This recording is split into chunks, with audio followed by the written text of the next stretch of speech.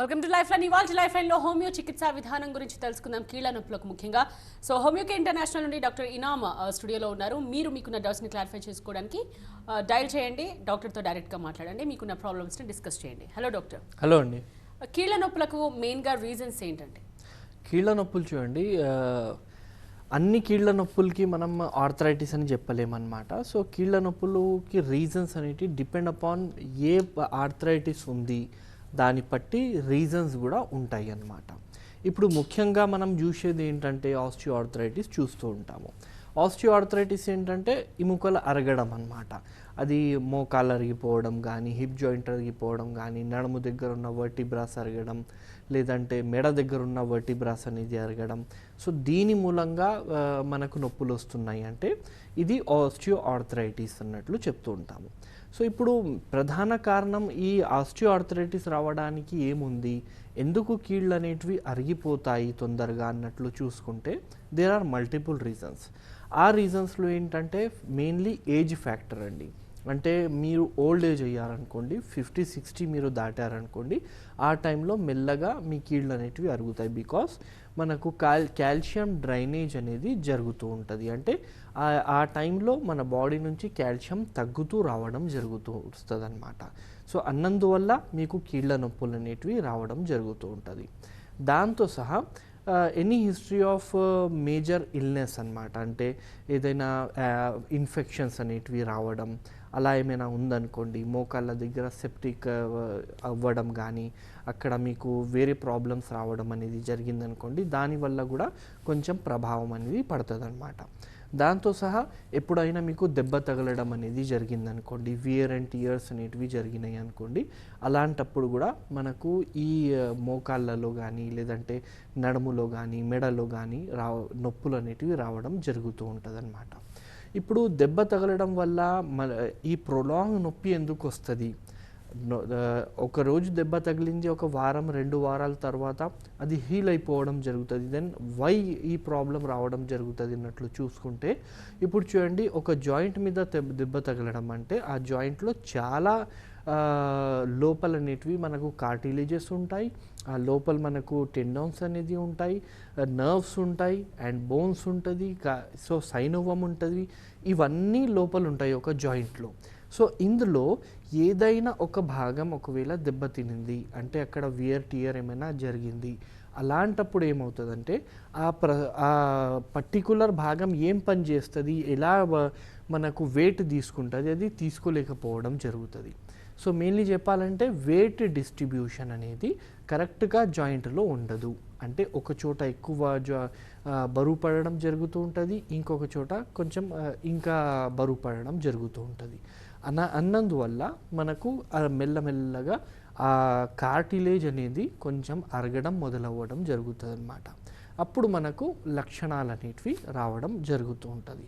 So these are the main reasons. ఇంకా కొంతమందికి ఏంటంటే వెయిట్ ఎక్కువ ఉండడం వల్ల కూడా ఈ ప్రాబ్లం రావడం జరుగుతూ ఉంటుంది. అండ్ ఎక్కువగా మెట్లు ఎక్కడం దిగడం వల్ల, డైలీ జాబ్ ఉందనుకోండి, ఎక్కువగా అదే పని చేస్తున్నారు, అన్నందువల్ల కూడా కొంచెం అరగడం అనేది రావడం జరుగుతూ ఉంటుంది అన్నమాట. So these are the major reasons for osteoarthritis అన్నమాట. అంటే మోకాల నొప్పులు లేదంటే మెడ నొప్పి, నడుము నొప్పి రావడానికి ఇది మెయిన్ రీజన్స్ ఉంటాయి. దీంతో సహా కొంతమంది ఏంటంటే వాళ్ళ జాబ్ ప్రొఫెషన్ ప్రకారంగా వాళ్ళు ఎక్కువగా కూర్చొని జాబ్ చేసే అలవాటు ఉంటుంది. సో రాంగ్ పొజిషన్లో కూర్చోవడం అనేది జరుగుతుంది, దానివల్ల కూడా రావడం జరుగుతుంది. అండ్ పండుకునే పొజిషన్ అన్నమాట, మీరు పండుకుంటున్నారు, పెద్ద పెద్ద మెత్తలు తీసుకొని పండుకుంటున్నారు, దాని నుంచి ఏమవుతుందంటే మెడ దగ్గర ఉన్న ఎముకలు అనేది కొంచెం అరగడం మొదలవుతుంది అన్నమాట. సో ఇలా there are the multiple reasons for osteoarthritis. ఇప్పుడు ఏంటంటే ఒకసారి ప్రాబ్లం స్టార్ట్ అయిపోయింది అంటే ఎప్పుడు మనం డాక్టర్ దగ్గర విజిట్ అవ్వాలి? ఇది యాక్చువల్లీ మనకు ఆస్టియో ఆర్థరైటిస్ లక్షణాలేనా, లేదంటే వేరే లక్షణాలు ఏమున్నాయి అలా చూసుకోవడానికి అవి మనం ఐడెంటిఫై చేసుకోగలిగాము, అది మనం అవేర్ అయ్యామనుకోండి, వీ కెన్ ప్రివెంట్ ఈ ఆస్టియో ఆర్థరైటిస్ అన్నమాట. Okay, main reason age factor అని అంటున్నారు కదా, సర్టన్ ఏజ్ నుండి ఏమైనా కొన్ని జాగ్రత్తలు తీసుకుంటే ఈ ఆస్టియో ఆర్థరైటిస్ రాకుండా ఉండడానికి అవకాశం ఉంటుందా డాక్టర్?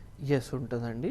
ఇప్పుడు చూడండి, మీ ఏజ్ అనేది ఒక ఒక 50 దాటారనుకోండి, సో దాని తర్వాత regular health checkups are most important thing అనమాట. రెగ్యులర్ హెల్త్ చెకప్లో మనం ఏంటంటే అన్ని బాడీలో ఉన్న విటమిన్స్ అనేటివి, కాల్షియం అనేటివి అన్నీ టెస్ట్ చేస్తాము. సో దాని ప్రకారంగా ఎక్కడ మనకు డెఫిషియన్సీస్ వస్తున్నాయి అది మనం సప్లిమెంట్స్ ద్వారా నార్మల్ చేసుకుంటే సరిపోవడం జరుగుతుంది అనమాట.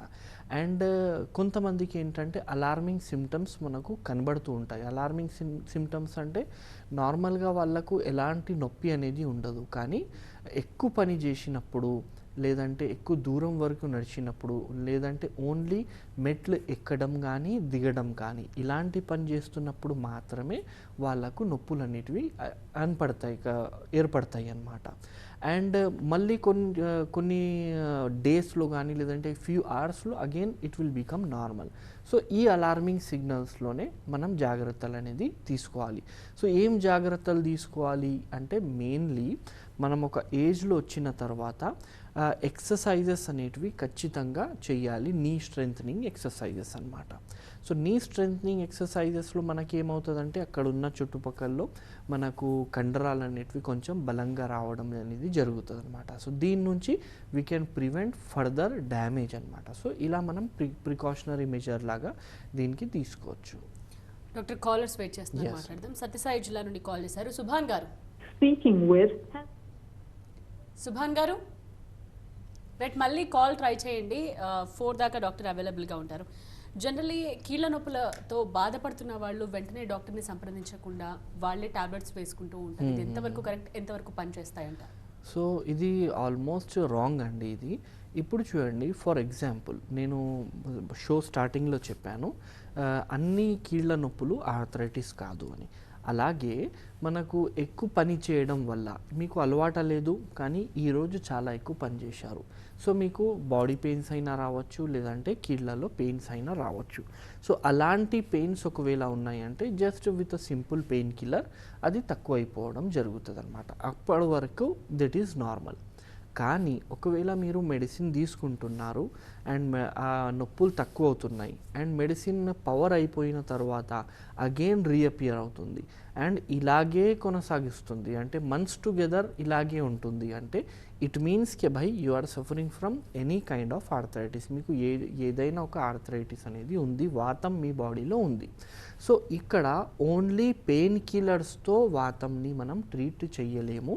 అలా చేయడం వల్ల ఓన్లీ పెయిన్ కిల్లర్స్, నొప్పి మందులు వాడడం వల్ల ఏమవుతుందంటే ఇప్పుడు లోపల ఒక ప్రాబ్లం ఉంది అండ్ మీరేం చేస్తున్నారు, ఆ పెయిన్ కిల్లర్ తీసుకొని ఆ పెయిన్ని మాత్రమే ఫీల్ చేయకుండా పెయిన్ కిల్లర్ చేస్తుంది. అలాగే ఉండడం వల్ల ఒక 2 months 3 months తర్వాత ఆ లోపల ఉన్న ప్రాబ్లం ఇంకా పెరిగిపోవడం జరుగుతుంది అన్నమాట. సో దీనివల్ల ఏంటంటే ఓన్లీ పెయిన్ కిల్లర్స్ యూజ్ చేయడం వల్ల తాత్కాలికంగా అయితే మీకు బాగానే పెయిన్ తగ్గుతుంది, కానీ ఇన్ అ లాంగ్ రన్ వ్యాధి పెరిగిపోవడం జరుగుతుంది అండ్ ఒక పెయిన్ కిల్లర్తో మీకు పని రాదు, ఇంకా 2 పెయిన్ కిల్లర్స్ అనేటివి వేసుకోవాల్సిన అవసరం వస్తుంది అనమాట. కాబట్టి ఒకవేళ మీకు నొప్పులు వస్తున్నాయి అండ్ చాలా రోజుల నుంచి నొప్పులు వస్తున్నాయి అంటే బెటర్ మనం టెస్టులు చేయించుకోవాలి. భయ్ ఈ నొప్పులు దేని వల్ల వస్తుంది, అసలు వాపుల వల్ల వస్తున్నాయా, లేదంటే ఏదైనా స్ప్రెయిన్ వల్ల వస్తున్నాయా, లేదంటే మీకు కీళ్ళు అరుగుదల వల్ల వస్తున్నాయా, ఇది మనం డయాగ్నోస్ చేసుకొని దాని ప్రకారంగా మెడిసిన్స్ వాడి అండ్ దాని ప్రకారంగా మనం డైట్ అనేది తీసుకుంటే డెఫినెట్లీ తక్కువ అవ్వడం జరుగుతుంది అన్నమాట. రైట్, కాలర్ రెడీగా ఉన్నారండి, మాట్లాడదాం. సుభాన్ గారు. హలో నమస్తే. హలో, చెప్పండి సార్, ఏం ప్రాబ్లం ఉంది సార్? ఏం సార్ మోకాళ్ళ నొప్పులతో హ్యాండిక్యాప్ సార్ నేను. హలో చెప్పండి. నేను హ్యాండిక్యాప్ సార్ నేను. ఓకే. పోలియో వచ్చిండే, నాకు 3 సంవత్సరాల్లో పోలియో వచ్చిండే. ఓకే. నాకు 40 సంవత్సరాలు సార్. మోకాళ్ళ నొప్పులు సార్, ఓన్లీ చుప్పల మటుకే నొప్పిస్తారు సార్, ఎక్కడ నొప్పి సార్. అచ్చా, పొడిచినట్టు నొప్పి ఏమైనా ఉంటుందండి? ఏం సార్? పొడిచినట్టు నొప్పి, పొడుస్తుంది ఏదో అన్నట్లు అనిపిస్తుందా మోకాళ్ళలో? అంటారు సార్ నడిచేటప్పుడు. అచ్చా, సరేనండి, చెప్తాను. ఇప్పుడు చూడండి, చిన్నప్పటి నుంచి హ్యాండిక్యాప్ అని చెప్తున్నారు. సో ఈ కేసులో ఏమవుతుందంటే ఏ కాలు మనకు కరెక్ట్గా పని చేయడం లేదు, లేదంటే చిన్నగుంది, సో ఆ కాలు మీద మనం బరువు వేయలేము. కాబట్టి ఒకటే కాలు మీద ఎక్కువగా బరువు వేసి మనం నడుస్తూ ఉంటామన్నమాట. సో ఇలా లాంగ్ రన్లో మీకు 40 ఇయర్స్ నుంచి ఒక కాలు మీదనే ఎక్కువ బరువు వేసి మీరు నడుస్తున్నారు అన్నందువల్ల ఏమవుతుందంటే మీ మోకాల్లో ఉన్న గుర్జు పదార్థం అనేది కొంచెం అరిగిపోవడం జరుగుతుంది. దానికి మనం కార్టిలేజ్ అని చెప్తూ ఉంటాం అన్నమాట. ఇక్కడ గుర్జు పదార్థం మాత్రమే అరిగింది అనుకోండి, కొంచెం నొప్పి ఉంటుంది మీకు. అదే మనకు గుర్జు పదార్థం పూర్తిగా అరిగిపోయింది అంటే కొంచెం టచ్ చేసినా కూడా నొప్పి, కొంచెం మూవ్ చేసినా కూడా నొప్పి, అండ్ మీరు నిలబడి దాని మీద వెయిట్ వేశారనుకోండి మీకు ఏదైనా పొడుస్తుంది అన్నట్లు అనిపించడం, స్టికింగ్ టైప్ ఆఫ్ పెయిన్ అనేది అనిపించడం జరుగుతూ ఉంటుంది అనమాట.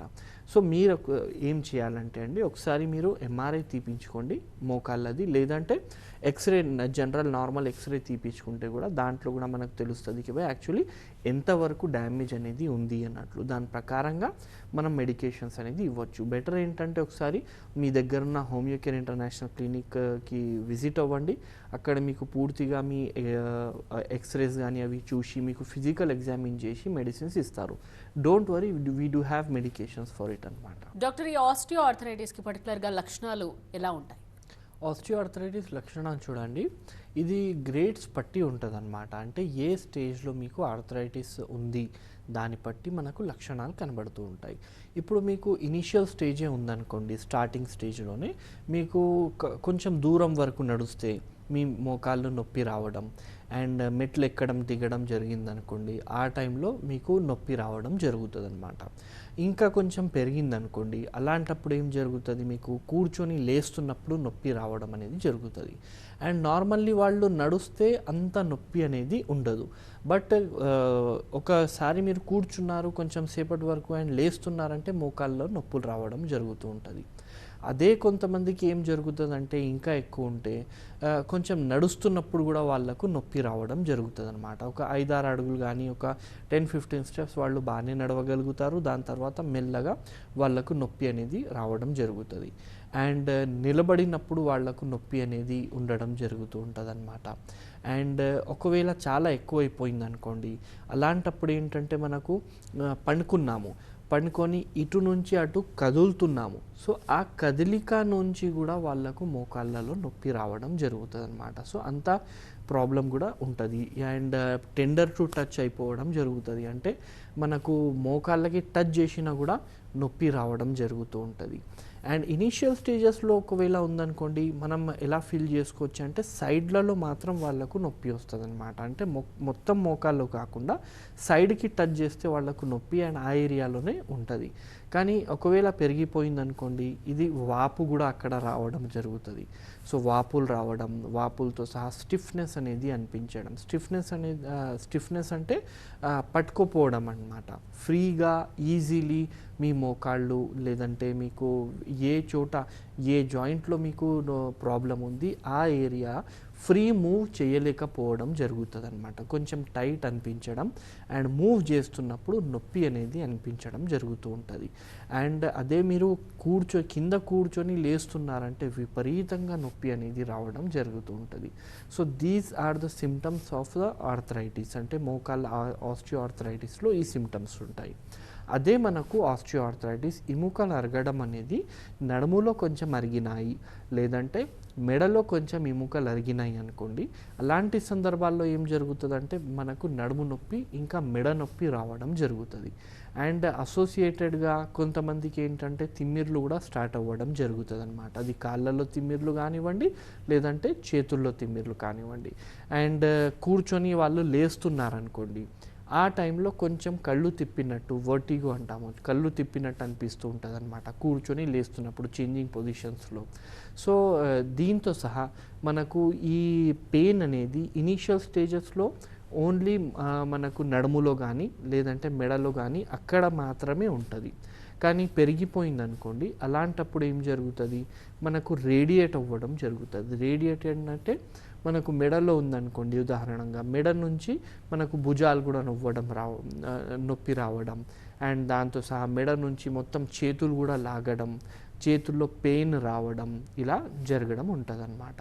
అండ్ ఒకవేళ మెడలో ఉందనుకోండి, అది పైన వరకు కూడా నొప్పి రావడం జరుగుతుంది. అంటే తల వరకు కూడా నొప్పి, వెనుక ఆసిపిటల్ రీజన్ అంటాము, ఈ రీజన్ అక్కడి వరకు తల లాగినట్టు అనిపించడం.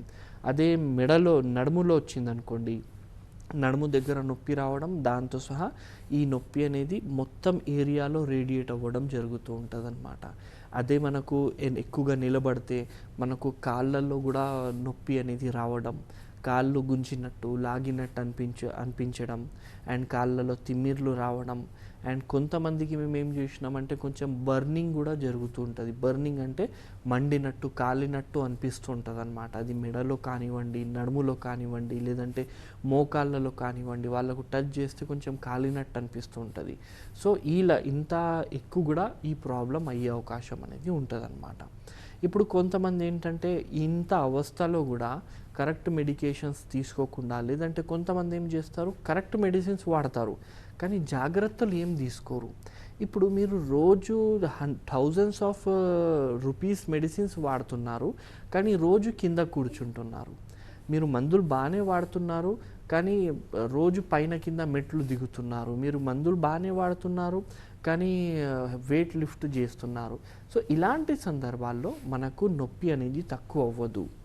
ఈ కండిషన్స్లో ఈ నొప్పులు ఉన్న వాళ్ళలో ఏంటంటే మనకు మెడిసిన్స్తో సహా మేనేజ్మెంట్ చాలా అంటే చాలా అవసరం అండి. ఇప్పుడు మేనేజ్మెంట్ ఏం చేయాలి, ఒకసారి నొప్పి వచ్చింది అంటే మందులతో సహా మనం ఏం చేస్తూ ఉండాలి. ఒకవేళ ఉదాహరణంగా మోకాల్లో ఉందనుకోండి మీకు నొప్పి, సో నీ క్యాప్స్ ఖచ్చితంగా మీరు వేసుకోవాల్సిన అవసరం ఉంటుంది అన్నమాట. సో నీ క్యాప్స్ వేసుకుంటే కొంచెం బరువు అనేది డిస్ట్రిబ్యూట్ అయ్యి మీకు నొప్పి కొంచెం తక్కువ అవ్వడం జరుగుతూ ఉంటుంది. అండ్ ఒకసారి మోకాలు నొప్పులు మీకు స్టార్ట్ అయినాయి అనుకోండి, మీరేంటంటే కింద కూర్చోకూడదు. అండ్ ఇండియన్ సిస్టమ్ బాత్రూమ్ అనేది టాయిలెట్ యూస్ చేయకూడదు. మీరు వెస్టర్న్ బాత్రూమే యూస్ చేయాల్సిన అవసరం ఉంటుంది. అది ఇనిషియల్ స్టేజ్లో ఉందంటే కొన్ని రోజులు ఇలా చేసి మళ్ళీ నార్మల్ లైఫ్ స్టైల్కి మీరు వెనుకకి రావచ్చు అనమాట. లేదు చాలా ఎక్కువ ఉందంటే డెఫినెట్లీ మీరు కింద కూర్చోకూడదు, వెస్టర్న్ కమోడ్ యూస్ చేయాలి. అండ్ మోకాళ్ళకి మనకు కొన్ని నీ క్యాప్స్ దొరుకుతాయి, అది వేసుకోవాలి. అండ్ నీ స్ట్రెంథనింగ్ ఎక్సర్సైజెస్ అనేది చెయ్యాలి. So this comes under the management అన్నమాట. ఇది చేసుకుంటూ మెడికేషన్స్ యూస్ చేయాలి. అండ్ ఓన్లీ మెడిసిన్స్ వాడుతున్నాము, మేనేజ్మెంట్ చేయట్లేదు, రిజల్ట్ రాదు, ఇంకా పెరుగుతుంది అన్నమాట. ఇప్పుడు చాలా పెరిగిపోయిందంటే ఏం జరుగుతుంది, ఇంట్లో మళ్ళీ కాంప్లికేషన్స్ వస్తాయి మీకు. అప్పుడు ఏం జరుగుతుందంటే మీ మోకాళ్ళు ఇప్పుడు వరకు స్ట్రైట్ ఉండే, నొప్పులు ఉన్నాయి కానీ మోకాలు మాత్రం స్ట్రైట్ ఉండే, నడుస్తున్నప్పుడు కాలు తగలట్లేదు. కానీ అది అరిగి అరిగి అరిగి అరిగి ఏమవుతుంది, ఒక సైడ్కి బెండ్ అయిపోవడం జరుగుతుంది అన్నమాట.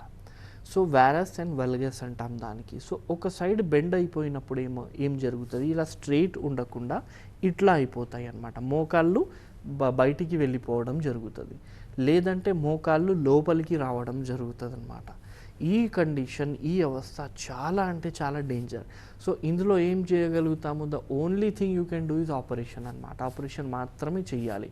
సో ఆ అవస్థకి వెళ్ళకుండా ఇనీషియల్ సిమ్టమ్స్ ఉన్నప్పుడు కొంచెం ఇది స్టార్ట్ అయింది, అలాంటప్పుడే మెడికేషన్స్ వాడారనుకోండి, హోమియోపతి యూస్ చేశారనుకోండి, ఆ అవస్థకి వెళ్ళకుండా మనం ఈజీలీ పేషెంట్ని కాపాడగలుగుతాం అన్నమాట. అంటే మాక్సిమం ఎన్ని స్టేజెస్ ఉంటాయండి ఆస్టియో ఆర్థరైటిస్? ఫైనల్ స్టేజ్గా మీరు ఏది తీసుకుంటారు? యా, ఫోర్ స్టేజెస్ ఉంటాయండి. ఇప్పుడు ఇంతకుముందు నేను చెప్పినట్టు ఫస్ట్ ఇనీషియల్ స్టేజ్లో అంత ఎక్కువగా ఏం ప్రాబ్లం ఉండదు. నెక్స్ట్ స్టేజెస్లో ఏంటంటే కొంచెం ఆస్టియోఫైట్స్ అనేటివి డెవలప్ అవ్వడం జరుగుతూ ఉంటుంది. ఆస్టియోఫైట్స్ అంటే మనకు స్కిన్ మీద ఎలా పింపుల్స్ వస్తాయి కదా, అలాగే బోన్స్ మీద కూడా బోన్కి ఎక్స్ట్రా గ్రోత్ రావడం జరుగుతూ ఉంటుంది. సో దాని నుంచి కూడా మనకు నొప్పి రావడం జరుగుతుంటుంది. అండ్ దాని తర్వాత కీళ్ళు అరగడం జరుగుతూ ఉంటుంది. దాని తర్వాత కార్టిలేజ్ అరగడం జరుగుతూ ఉంటుంది. అండ్ కార్టిలేజ్ తర్వాత మీకు కీళ్ళు అనేది అరగడం జరుగుతూ ఉంటుంది అన్నమాట ఇక్కడ. సో మనం ఎప్పుడు వరకు ట్రీట్మెంట్ ఇవ్వగలుగుతామంటే ఫోర్త్ స్టేజ్ ఆఫ్ ఆర్థరైటిస్ వచ్చేసింది అండ్ కొంచెం కూడా మీరు నడవలేకపోతున్నారు, అలాంటి సందర్భాల్లో మనం definitely we have to go for a surgery అనమాట. అయినా మ్యాక్సిమం కేసెస్ 99% ఆఫ్ కేసెస్లో మేము మెడిసిన్స్తోనే మేనేజ్ చేయడానికి ప్రయత్నిస్తాము అండ్ చాలామందికి మంచి రిజల్ట్స్ కూడా రావడం జరుగుతుంది. సో ఇఫ్ ఎట్ ఆల్ ఎవరికైనా వాతం ప్రాబ్లం ఉంది, ఆర్థరైటిస్ ప్రాబ్లం ఉంది, మోకాళ్ళలో కానీ బాడీ పెయిన్స్ ఎక్కడైనా ఉన్నాయి అంటే హోమియోపతి మిరాక్యులస్లీ పనిచేస్తాయి ఇలాంటి ప్రాబ్లమ్స్లో. You can approach to homeo care international, definitely we can help you అనమాట. రైట్, ఒక కాలర్తో మాట్లాడదాం డాక్టర్. నందిని గారు, నందిని గారు, డాక్టర్ ఇనామ్ ఉన్నారు, మాట్లాడండి. హలో, నమస్తే సార్. నమస్తే అండి, చెప్పండి నందిని గారు. మా పాపకండి 22 ఇయర్స్. ఇప్పుడు జాయింట్ పెయిన్స్ బాగా ఎక్కువగా ఉన్నాయండి. ఓకే. అయితే బాడీ కూడా ఎక్కువ స్వెల్లింగ్ అవుతుంది, కాళ్ళు వాపులు, అసలు మొత్తం బాడీ అంతా ఎక్కువ వాపులు వస్తున్నాయి. ఓకే. వెయిట్ కూడా 1 month లో ఒక 15 kgs వరకు వెయిట్ పెరిగిపోయిందండి. అచ్చా అచ్చా అచ్చా. ఇప్పుడు వరకు ఏదైనా మెడిసిన్స్ వాడేవారమ్మా? ఏదైనా వ్యాధి కోసం, థైరాయిడ్ కానీ, బీపీ కానీ, షుగర్? లేదండి, అన్ని టెస్టులు చేపించాను, ఏం తెలియట్లేదు. ఎంఆర్ఐ కూడా చేపించాను, దానిలో కూడా ఏం తెలియట్లేదు. ఓకే ఓకే అమ్మా, సరే అమ్మా చెప్తాను.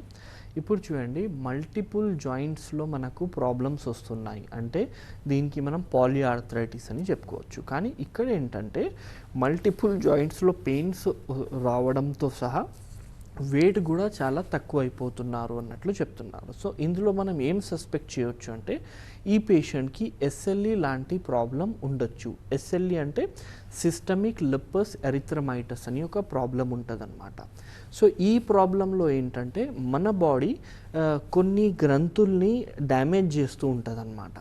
సో ఒక్కొక్క పార్ట్ డ్యామేజ్ అవుతూ వస్తుంది అనమాట. అంటే బాడీ సెల్ఫ్ డిస్ట్రక్టివ్ మోడ్లో రావడం జరుగుతుంది. సో మీకు నొప్పులు కూడా రావడం అండ్ నొప్పులతో సహా కొంచెం కిడ్నీ మీద కూడా ఎఫెక్ట్ పడడం అలా ఉంటుంది. సో బెటర్ ఏంటంటే అమ్మ, మీరు ఒకసారి ANA ప్రొఫైల్ చేపించండి, యాంటీ న్యూక్లియర్ యాంటీబాడీ. నోట్ చేసుకోవచ్చు మీరు, ANA ప్రొఫైల్ అనేది మీరు చేపించండి. ఆ ANA ప్రొఫైల్ పరంగా మనం అది ఒకవేళ పాజిటివ్ వచ్చిందనుకోండి, వీ కెన్ సేకి మీకు SLE ఉంది అండ్ SLE కోసం మనం మెడికేషన్స్ అనేది యూజ్ చేయవచ్చు. అండ్ ఒకవేళ మీకు ANA ప్రొఫైల్ అనేది నెగిటివ్ వచ్చేసింది అనుకోండి, అగైన్ మనకు వేరే ప్రాబ్లమ్స్కి మనం డిఫరెన్షియల్ డయాగ్నోస్ చేయాల్సి అవసరం ఉంటుంది. వేరే ప్రాబ్లమ్స్ అంటే మీకు వాపులని చెప్తున్నారు కాబట్టి అండ్ బాడీలో ఉన్న మ్యాక్సిమం జాయింట్స్లో నొప్పి ఉంది అని చెప్తున్నారు కాబట్టి ఇది రుమాటెడ్ ఆర్థరైటిస్ కూడా కావచ్చు. సో దీనికి ఏంటంటే మీరు RA ఫ్యాక్టర్ అని ఒక టెస్ట్ ఉంటుంది అనమాట. సో RA ఫ్యాక్టర్తో సహా యాంటీ CCP, CRP అన్నట్లు కొన్ని టెస్టులు ఉంటాయి. ఈ టెస్టులు చేపించాలి. సో దీంతో మనకు రుమాటెడ్ ఆర్థరైటిస్ ఉందా లేదంటే వేరే ఏమైనా ఆర్థరైటిస్ ఉందా అన్నట్లు తెలవడం జరుగుతుంది. So as we're treating our patients with a constitutional medications, so ఎలాంటి ప్రాబ్లం ఉన్నా మీకు తక్కువ అవ్వడం జరుగుతుంది. మీ దగ్గర ఏమేమి రిపోర్ట్స్ ఉన్నాయి ఆ రిపోర్ట్స్ అన్నీ తీసుకొని నేను చెప్పిన టెస్ట్లు అందులో ఉన్నాయా లేదా అన్నట్లు చూసుకొని, ఒకవేళ లేవు అంటే ఆ టెస్ట్లు కూడా చేసుకొని మీ దగ్గర ఉన్న హోమియో కేర్ ఇంటర్నేషనల్కి అప్రోచ్ అవ్వండి. అక్కడ డాక్టర్ చూసి మీకు మెడిసిన్స్ ఇస్తారు. ఎలాంటి ఆర్థరైటిస్ ఉన్నామా డెఫినెట్లీ హోమియోపతి వర్క్స్ అనమాట. అండ్ మన దగ్గర వచ్చే పేషెంట్స్ అనేది ఆల్మోస్ట్ లాస్ట్ స్టేజెస్లోనే వస్తారు. So nothing to worry, you can come to homeo care, we can help you అనమాట. జనరల్గా ప్రొసీజర్ ఏ విధంగా ఉంటుందండి? ఇలాంటి ప్రాబ్లమ్స్కి మీరు ఎలా స్టార్ట్ చేస్తారు ట్రీట్మెంట్? ఇప్పుడు చూడండి, ప్రొసీజర్ ఎలా ఉంటుందంటే ఒకవేళ లాస్ట్ స్టేజెస్లో పేషెంట్స్ వచ్చారు, అలాంటి సందర్భాల్లో ఏంటంటే we have to give the medications with the presenting medicines అనమాట. అంటే ఇప్పుడు SLE ఉంది, లేదంటే రుమాటెడ్ ఆర్థరైటిస్ ఉంది అండ్ అడ్వాన్స్ స్టేజెస్లో ఉంది. సో వీళ్ళకి ఏంటంటే నొప్పులు చాలా ఎక్కువ ఉంటాయి. ఆ మెడికేషన్స్ వాడినప్పుడు మాత్రమే వాళ్ళు మంచిగా ఉంటారు. కాబట్టి హోమియోపతి ట్రీట్మెంట్కి వాళ్ళు వస్తే ఇమీడియట్లీ అన్ని మందులు స్టాప్ చేసేయండి అన్నట్లు మనం చెప్పామన్నమాట. ఆ మెడిసిన్స్తో సహానే మన మెడికేషన్స్ ఇస్తూ ఉంటాము అండ్ వాళ్లకు అబ్జర్వేషన్లో పెడతాము. సో మన మెడిసిన్ స్టార్ట్ చేసినప్పుడు ఎలా ఇంప్రూవ్మెంట్ వస్తుంది, వాళ్ళ రిపోర్ట్స్ ఏ పరంగా వస్తున్నాయి అండ్ ప్రెజెంటింగ్ కంప్లైంట్స్ ఎలా ఉన్నాయి, మన మెడికేషన్ స్టార్ట్ చేసిన ముందు వాపులు ఎట్లా ఉండే, మందులు ఒకసారి ఒక మెడిసిన్ ఎంతసేపు వరకు వాళ్ళకు పనిచేసేది, ఇప్పుడు ఎంతసేపు వరకు పనిచేస్తుంది, ఇవన్నీ చూసి మెల్లమెల్లగా మనం అన్ని మెడికేషన్స్ అనేది బంద్ చేపిస్తాము. సో ఇనిషియల్ స్టేజెస్లో we have to use medications with allopathic medications అనమాట. దాని తర్వాత అన్ని మెడికేషన్స్ బంద్ చేసుకోవచ్చు.